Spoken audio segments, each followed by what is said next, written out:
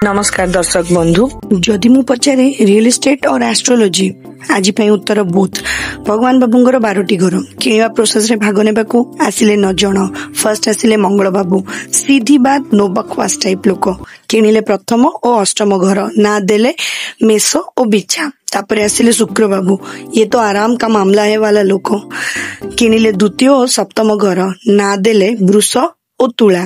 तापरे आसिले बुध बाबू, taller stronger and sharper. किणिले तृतीय और षष्ठ घर, ना देले मिथुन और कन्या।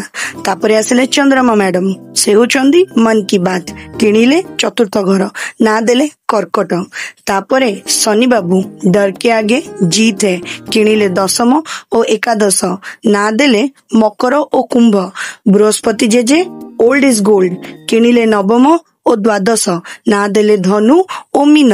रवि बाबू लेट लतीफ, राजा बाबू लेट रे आसिले, भाग को पड़िला पंचम घर, ना देले सिंह।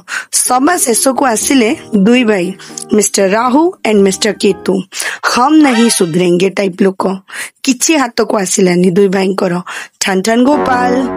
ये थिला रियल एस्टेट और एस्ट्रोलोजी रो कॉम्बिनेशन। आपन को केमती लागिला कमेंट करे निश्चय जणाइबे। Stay tune to my channel Jyotish Vani.